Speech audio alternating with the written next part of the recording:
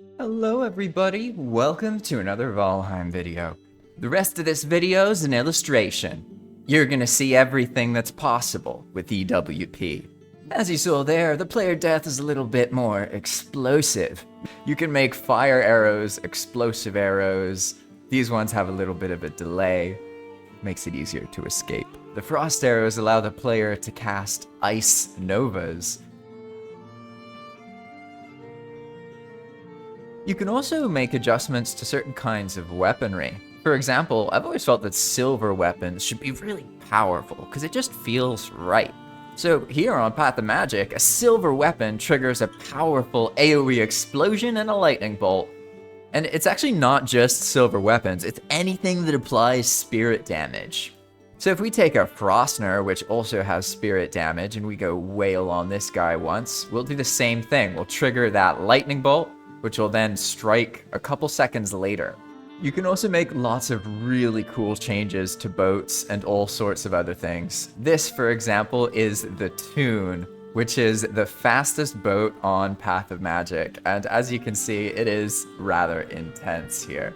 But don't worry, it doesn't just end there. There's all sorts of incredible things that you can do combining EWP and things like world edit commands and custom data.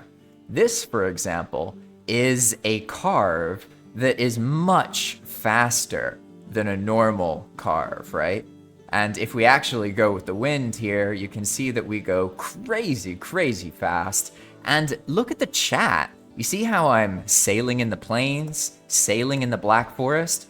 That's all powered by EWP. You can make the server write a story based on the experiences the players are having.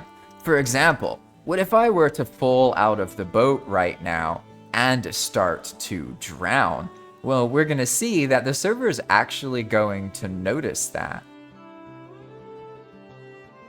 We will die in the ocean, and then it will tell everybody Overeager Jarl just died in the ocean. More EWP mechanics. Now, technically, things like custom boats and these things were available before in a completely vanilla-friendly fashion. The problem is that there wasn't a way to spawn them in a vanilla fashion, unless they were already placed in the world file. Whereas now with EWP, we can make scripts that essentially create quests for players to get these special custom boats that have all sorts of desirable features. Now, something really cool is that you can apply the same concept of customized ships to the mounts. Here, for example, we have a special quest reward riding Asksvin. It may look like a normal Asksvin, but let me tell you, can a normal Asksvin do this? I don't know why, but for some reason, Irongate didn't make it so that, mounted monsters can just follow you. And a big problem, oof, look at that, right? A big problem that you're gonna find with monsters when you're riding them is that they can't handle terrain while they're mounted. But guess what? When they're on follow, they handle terrain perfectly, very well. So by adding the follow to the mounted monsters, you enable them to become much more practically useful. Instead of breaking the moment they encounter some elevated terrain, they can traverse it even more easily than the player can, as you can see. To illustrate this point, if I were to try and actually ride on the mount, you can see that I completely lose my ability to handle terrain. This results in a poor experience for the player. You can see that the moment there's not too steep terrain, they can handle it well. But if they're on steep terrain, it's a problem. And that's why it's so funny that all they actually had to do is just use the command that is already in the game to have the monster follow you. That way you can just bring him to some more flat terrain on follow, and once you've found the flat terrain, then you can take advantage of the mount's superior speed. But let's not lose too much more time on that. Let's move on to some more demonstrations. Here's the real star of the show, the Diverger. The Diverger is something that is wonderful. I love these little blue-skinned guys. I think they add a lot to the Valheim world. And you know, Valheim is just full of all of these situations where we get so many items that ultimately, do we really need them? No. So imagine if any item that you don't like in the game could be turned into coins. Well, that's what happens when you start being able to sell things to the Diverger. Yeah, you can sell stuff to Diverger in a completely vanilla-friendly fashion. It's absolutely insane. And there's all sorts of other Diverger mechanics that you can add. And it doesn't just end there. There's all sorts of building things that you can do to open up more of Valheim to builders. Here, for example, if I build 3 fine wood chairs right next to each other, boom, they get auto-replaced with this thing called a builder's belt. Let's say that there is a new spot that you've been building in, but you just haven't managed to defend it properly yet. Well, gone are the days where that's something you have to worry about, because now you can just make a builder's bell. And as soon as the threat shows its face, you just YOLO on the bell, and then boom, the enemy is going to go into a sort of frozen state, and then they're going to run away.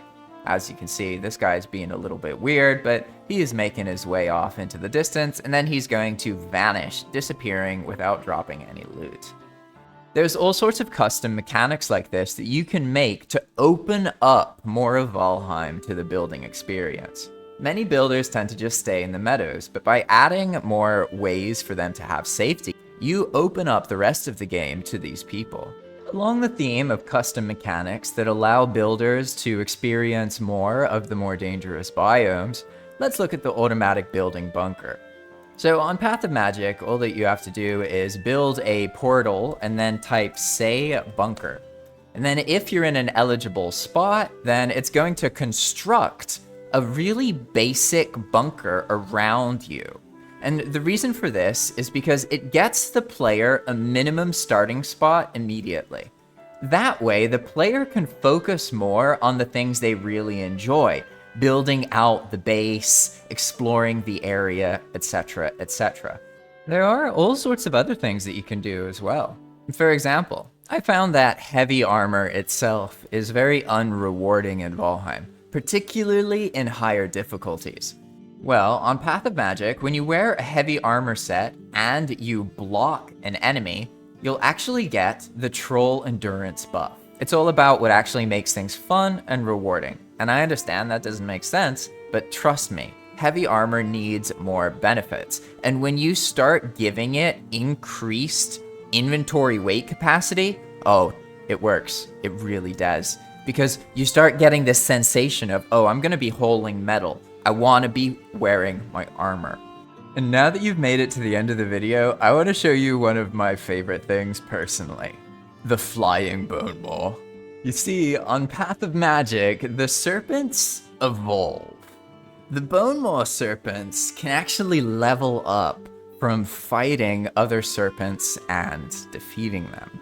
As you can see, the bone maw has explosive fiery attacks, which have additional explosions added to them, making them incredibly deadly. So the bone maw is pretty much always gonna win. It's always gonna end up leveling up. It's just a matter of players spending time in the area. So let's just see what happens if you give the bone maw enough food. Oh, it's heating up. They've gotten pretty close. Ooh. Inevitably, though, the bone maw always wins. And once they reach level 2, you'll see they'll fly right out of the water.